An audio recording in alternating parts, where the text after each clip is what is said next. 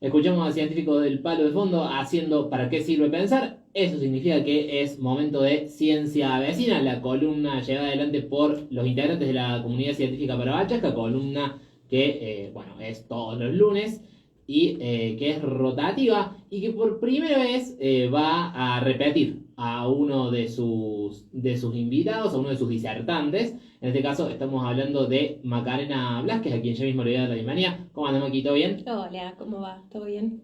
Todo tranquilo. Esta vez en formato solista. Por acuerdo, la anterior vez viniste acompañada. Y estaba chequeando ahí el archivo. La anterior vez viniste un martes. Sí, así es. Fuiste la columnista junto a A Cami, que me Cami Liberal. acompañó, a Cami Liberal, que hicieron el esfuerzo de acomodarse a las demandas de este equipo y vinieron el martes.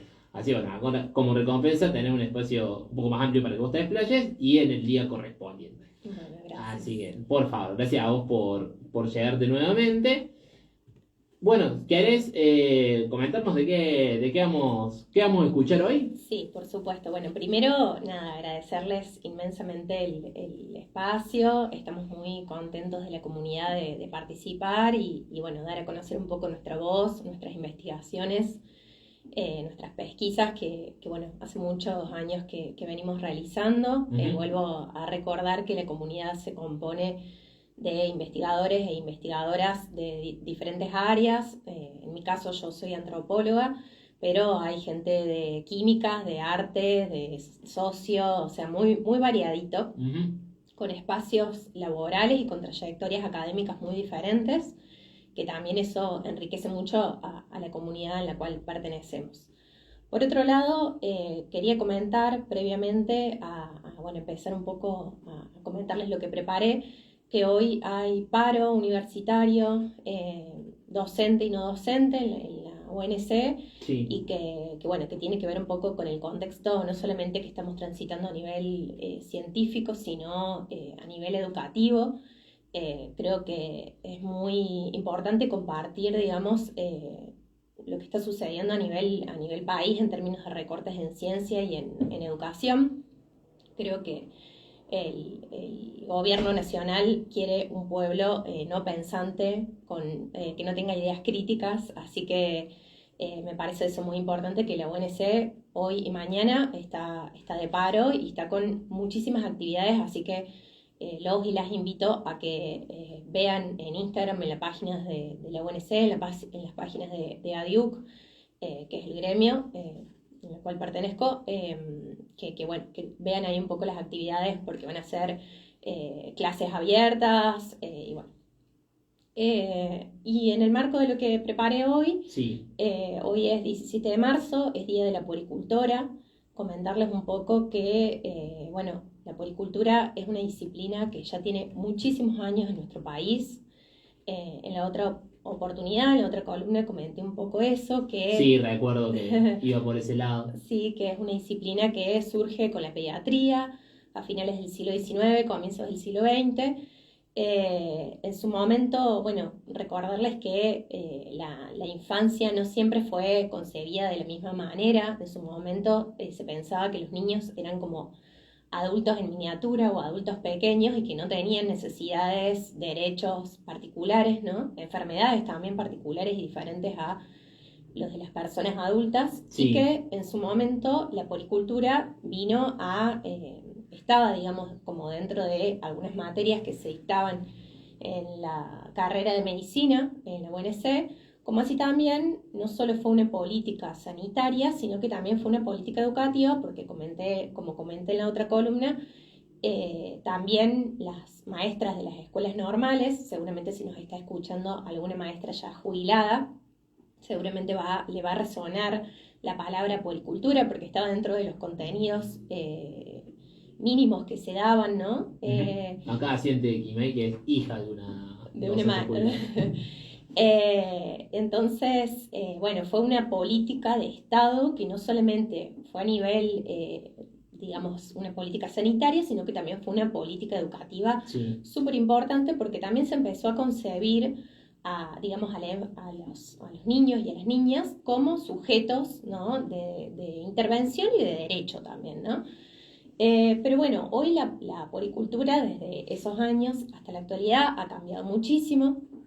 Comentarles que a nivel nacional existen 2 universidades públicas que dan la carrera de poricultura.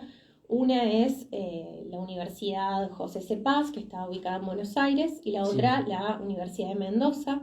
Bien. También estuvo la carrera, la tecnicatura en poricultura en la UNSAM hasta el año 2017, y contarles que en Córdoba existen diferentes institutos privados o asociaciones civiles que empezaron a formarse, ¿no? Y a dictar la carrera. Una de las más reconocidas y con mayor trayectoria es Primal, pero existen también otras formaciones.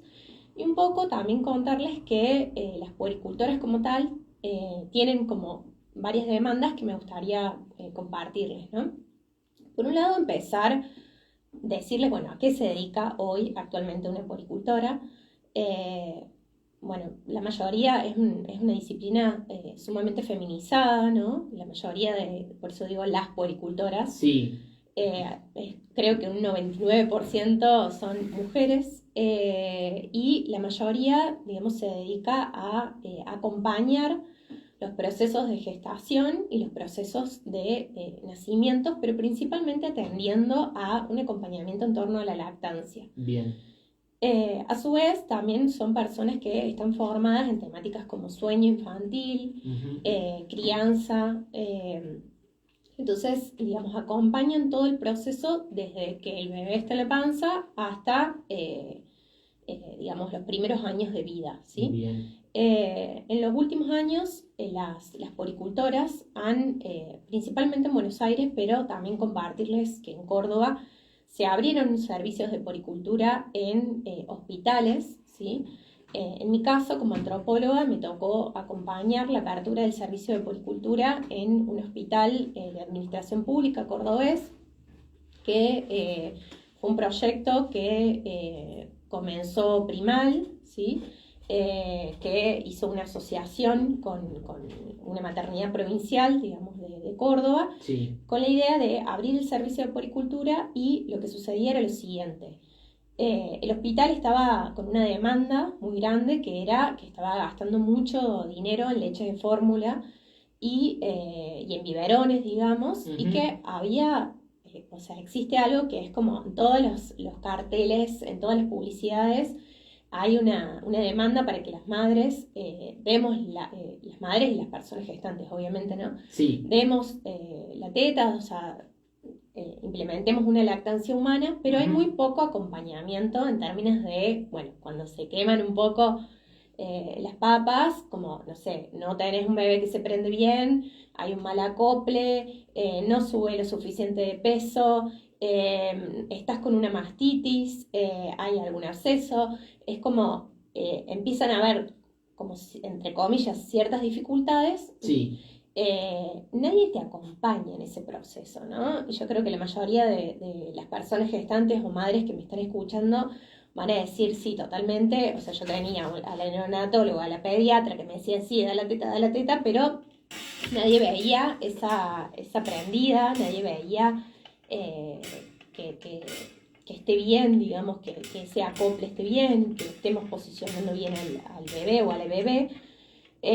Sumamente, digamos, complejo, y lo que empieza a funcionar en el hospital, en la maternidad, es que en determinados casos se abre ese servicio de poricultura, y las mismas obstetras o las mismas neonatólogas empiezan a decirles a las poricultoras de Primal que vayan a las salas de internación conjunta, que es el espacio donde las mujeres luego de parir, digamos, acceden a sus habitaciones, digamos, para que las poricultoras vean si esa prendida está bien, vean también y hagan un acompañamiento, porque no es solamente un acompañamiento en términos físicos o como para ver solamente si el bebé está tomando bien la teta o no, sino que también es necesario un acompañamiento emocional, un acompañamiento más humano, ¿no?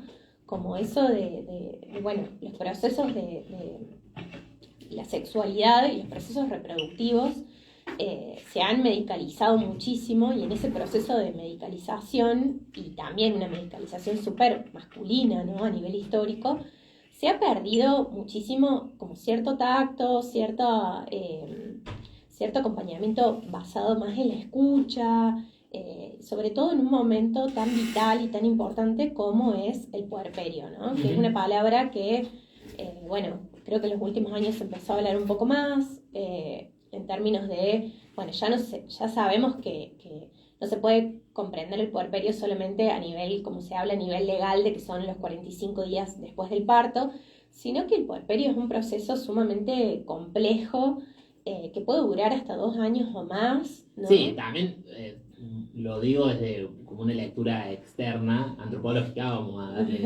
usar tu campo de estudio, que es muy particular, es muy subjetivo, sí. imagino, para...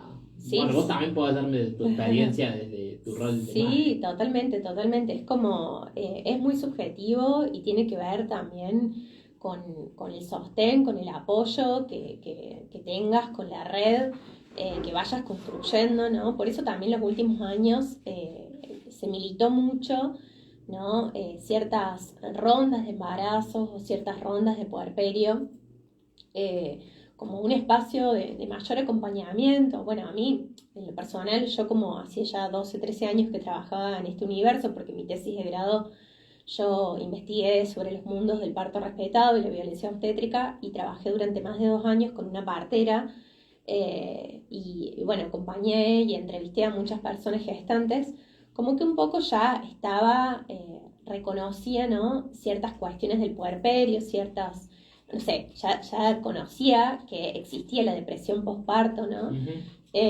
O que había entrevistado a varias mujeres que habían tenido depresión postparto o que habían transitado por mucha soledad en la crianza, en el puerperio, o esto, ¿no? Complicaciones en la lactancia que después, bueno, vamos a la pediatra, el bebé no sube de peso y de pronto te sentís la peor, súper mala madre, y en realidad tiene que ver con que, bueno, todo el mundo te está diciendo, sí, dale la teta, es lo mejor, pero después, no sé, das la teta en público y súper sancionada, ¿no? Como le pasó a esta mujer que dio la teta en una plaza y la policía la frenó.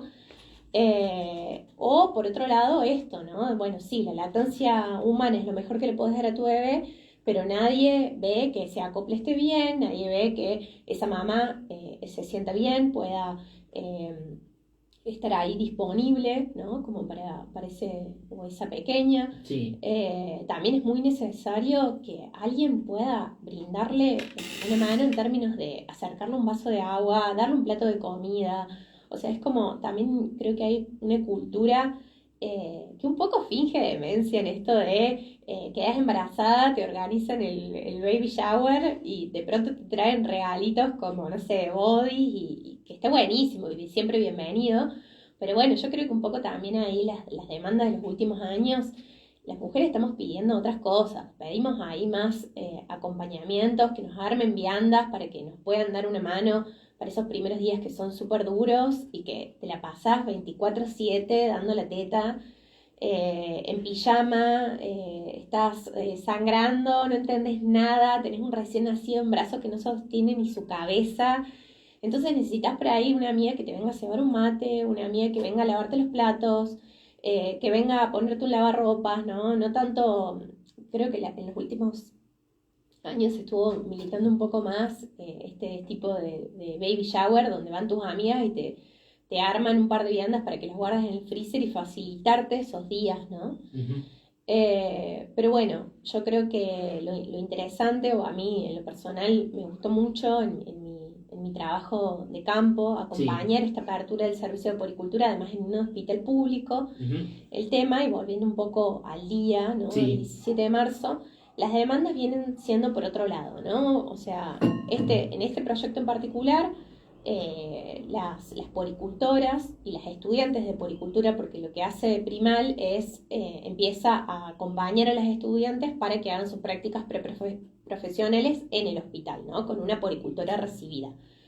Pero lo que sucede es que la mayoría están como voluntarias, ¿no? Entonces, de alguna manera, se empieza a digamos, como no valorar ese trabajo, digamos, no reconocer la importancia de ese trabajo que tiene que ver con que esa mamá o esa persona gestante va a salir del hospital con una lactancia humana asentada, ¿no? Que no va a salir con una mamadera, con una leche de fórmula, sino que va a salir con ciertas herramientas para poder acompañar al crecimiento de ese bebé, y también con otros tipos de herramientas o acompañamientos de cómo sostener, cómo cambiar el pañal, cómo cambiarlo, ¿no? Porque una de las cosas que suele pasar mucho es que cuando nacen se los sobreabriga a los bebés, y eso hace que los bebés duerman mucho más, ¿sí? Pensemos nosotros cuando estamos en pleno invierno, estás en la cama, te suena el despertador a las 8 de la mañana o 7 para entrar a laburar y uno no quiere salir de la cama. Bueno, eso mismo pasa con los bebés, y lo que suele suceder es que los bebés duermen más horas y no se despiertan para comer, ¿no? Entonces, bueno, también lo que hace la poricultora es revisar un poco esas cosas, dar ciertas estrategias a las madres y a las personas que están cumpliendo ese rol de crianza, para darles ciertas herramientas o ciertas estrategias a la hora de criar a sus hijas, ¿no? A su vez también comentarles que hay un marco legal bastante amplio en términos de que existe la ley de parto respetado, que en realidad se llama Derechos de Padres e Hijos durante el proceso de nacimiento, que es una normativa que se sancionó en el año 2004, que habla también sobre la importancia de la lactancia humana. Por otro lado, y veo acá un poco mi machete, hay una ley, recurra tranquila. hay una ley que es del año 2013, que es la ley 26.873, que habla sobre, regula, ¿sí?, de las personas, de las madres trabajadoras, digamos, cómo pueden hacer en su trabajo para sostener esas lactancias, porque también lo que suele pasar es que, como todos sabemos, las licencias por maternidad, ni hablar, las licencias por paternidad son irrisorias, ¿sí? Sí, y lo peor es que no parece que fuera algo que vaya a evolucionar. Sí, tal cual. O sea, además lo más loco es que, yo, por ejemplo, en CONICET tuve 3 meses de licencia, y CONICET me obligaba a tomarme 30 días antes del parto, o sea que tuve que volver a trabajar cuando tenía a la beba de 2 meses, súper chiquitita. Y eso también es un trabajo que suelen hacer las poricultoras, ¿sí? Eso es una consulta que tienen mucho, que es, tengo que volver al trabajo, estoy con una lactancia materna, o humana, mejor dicho, establecida, ¿cómo hago? Porque me tengo que ir 8 horas a la oficina. Entonces, lo que suele hacer la poricultora es enseñar a extraerse leche, cómo conservarlo, dónde guardarlo. Por eso también es tan importante y se milita muchísimo que en los espacios laborales haya lactarios, ¿no? Que haya una heladera donde podamos guardar, que haya un lugar donde nos podamos extraer, porque lo que les suele suceder a la mayoría de las personas lactantes es que se tienen que encerrar en un baño de la oficina a sacarse leche mientras tiene el compañero o la compañera que le está tocando la puerta afuera. Es terrible. Entonces, también ahí creo que es importante saber que existe una normativa, existe un marco legal de estas 2 leyes, y a su vez en el 2020 se publicó la ley conocida como la de los 1000 días, que también promociona y difunde ciertos contenidos sobre la lactancia humana. Y en el 2023 salió una regulación de la comercialización de sucedáneos de la lactancia humana para la protección de la lactancia, ¿no? Porque también lo que suele suceder es que todo el mundillo, ¿no?, y la mercantilización de las leches de fórmula, que te vienen a decir, no, fortifica, le faltan vitaminas, le faltan nutrientes, etcétera, ¿no? Entonces,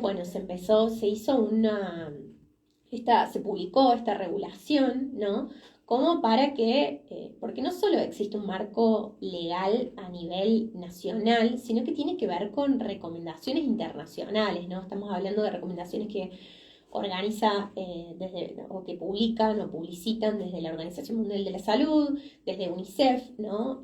U otras entidades que vienen hablando de que la lactancia humana es sumamente importante. De hecho, existe a nivel internacional lo que se conoce como la Agenda 2030, y la lactancia es súper importante en esas demandas, ¿no? No solo en términos de ecológicos, la importancia de sostener, bueno, yo en lo personal, casa de herrero, cuchillo de palo, a mi hija, y yo siempre lo cuento como que es un chiste sumamente perverso del universo, con una tesis doctoral en lactancia, yo a mi hija renegué muchísimo con todo el tema de la lactancia y hoy actualmente le doy leche de fórmula. Y no saben la cantidad de latas que tengo en mi casa acumuladas como para entregar en un jardín o en algún lado, porque realmente desechas tantas cosas que bueno, también tiene que ver bueno, con pensar en un mundo más sustentable. Siempre acá quiero hacer un freno muy grande, ¿no? Siempre pensando en términos de deseo, porque otra de las cosas que suele suceder mucho con la lactancia es que, bueno, yo puedo estar toda la mañana hablando acá de lactancia, así que vos en algún momento me cortás, por favor. Sí, tengo un par de preguntas, pero quiero que termines tu... Bueno, mi idea. Bueno, yo creo que hay como mucha presión en términos de la lactancia humana es lo mejor que le podés dar a tu bebé.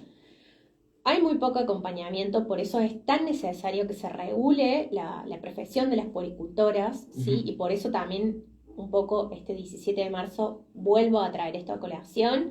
De hecho, se presentaron a nivel nacional 2 proyectos de ley, uno en el 2020 que cae por pandemia y otro en el 2022 presentado por la misma diputada, que es una diputada del Frente de Todos, que ambos proyectos se cayeron porque hay como muchas luchas de intereses a nivel profesional, ¿no? Como, bueno, ¿quién tiene que acompañar estos procesos tan importantes que tienen que ver con la salud sexual y reproductiva de los cuerpos gestantes y los cuerpos lactantes? Y por otro lado, pero yo también pienso es como, bueno, ¿qué pasa ahí con los deseos, ¿no? Como, bueno, ¿qué pasa con las mujeres que no desean dar la teta? Y un poco acá yo escribí un artículo sobre Florencia Kirchner que ella decidió no dar la teta y que la salieron a linchar y a tratarla de pésima madre, mala madre. Recuerdo esto.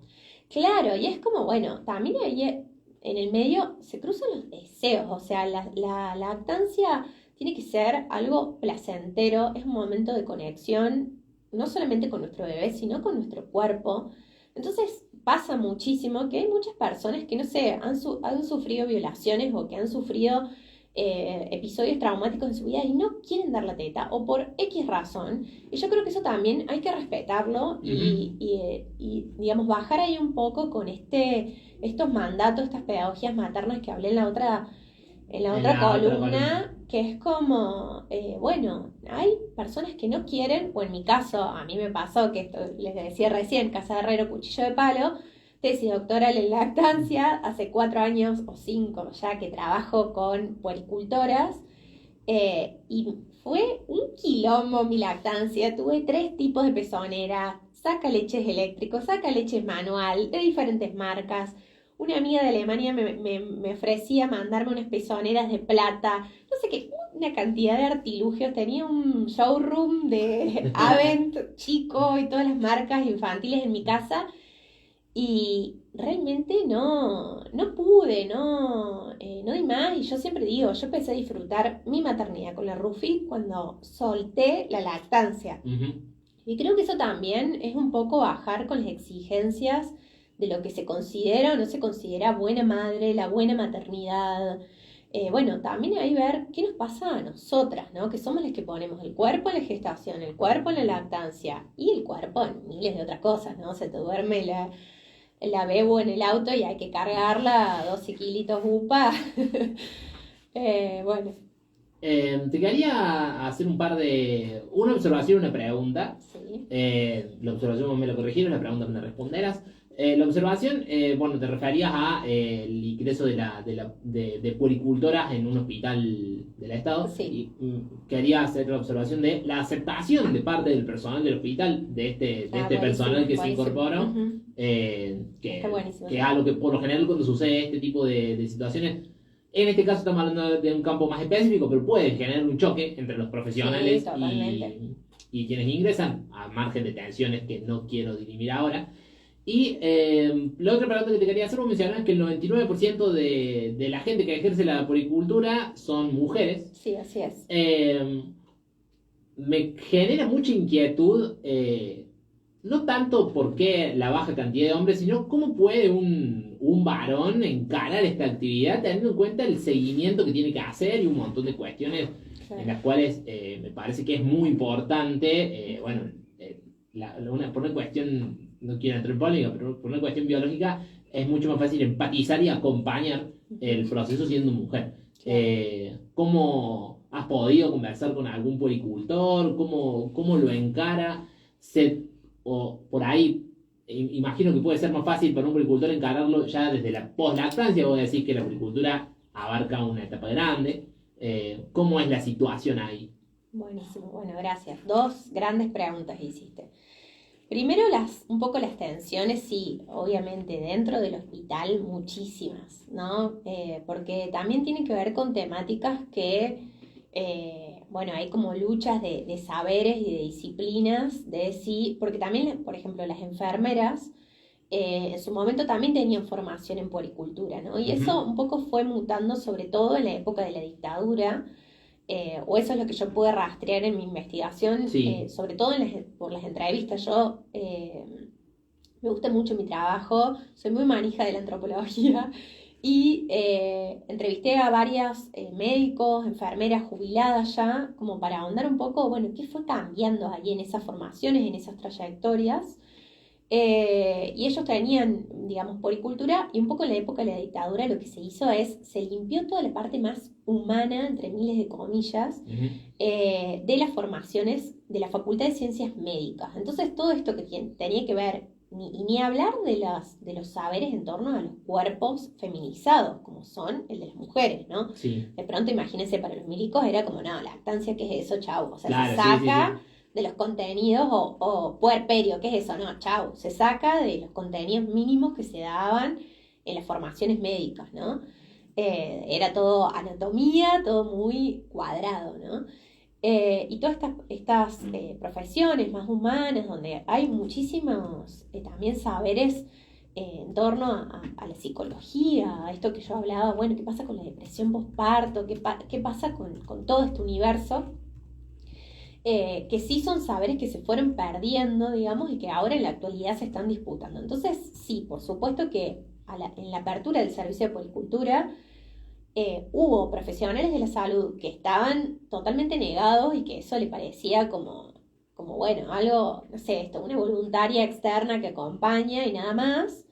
Y otros que empezaron a decir, che, sí, pucha, no tuve nada de formación en lactancia, soy neonatóloga, y muchas neonatólogas que se empezaron a anotar a la carrera de puericultura y digamos, ahondar sobre los nuevos saberes, sobre los avances de la ciencia, ¿no?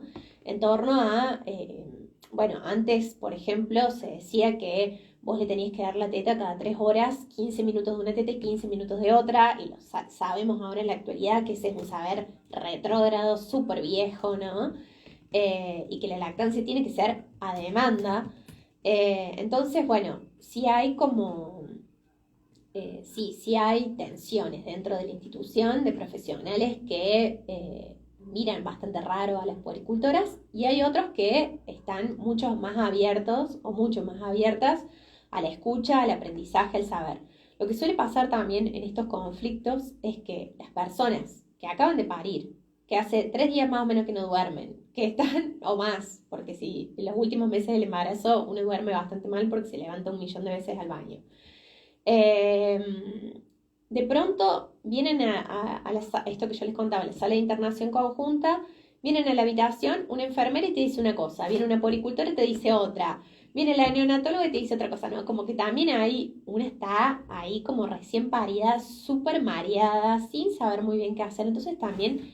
Y ahí sobrecargada de información. Sobrecargada totalmente, entonces también ahí es muy importante desde la institución, ¿no? Como que los profesionales que llevan a cabo la gestión del hospital, de la institución sanitaria, que pueden hacer y organizar capacitaciones para todos los profesionales de manera interdisciplinar, como para poder hacer actualizaciones en torno a la lactancia. Y yo milito esto fuertemente: el profesional idóneo que puede organizar esas capacitaciones son las puericultoras, ¿sí? Porque son las personas que están más formadas para acompañar esos procesos vitales, ¿no?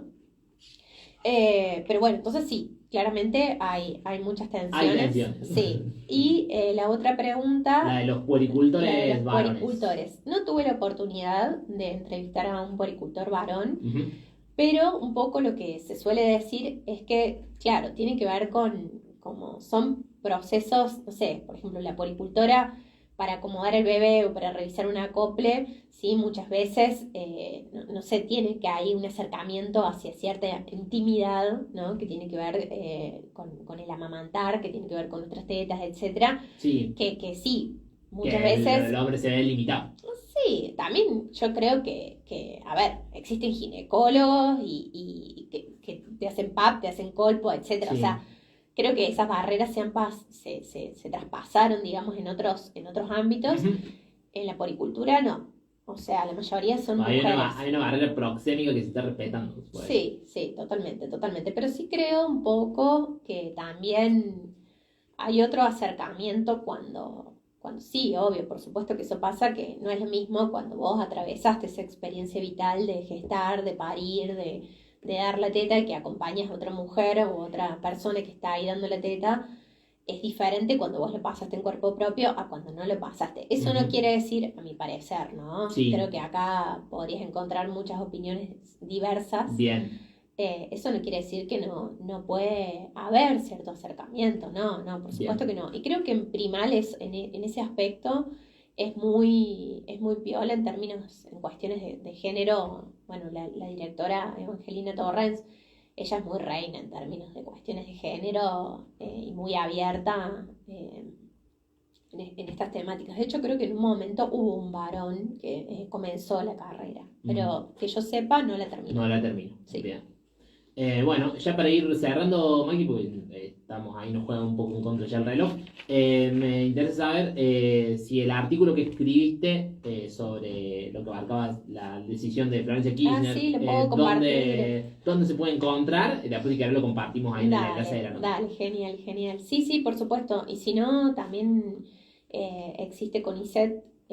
Yo soy becaria doctoral de CONICET y CONICET tiene una página puntual donde uno puede ingresar y buscar toda la información que los y las investigadoras vamos subiendo de publicaciones, de artículos, de congresos en los cuales participamos. Está todo disponible y abierto para la comunidad en general, para que uno pueda ingresar y pueda ver en qué andamos.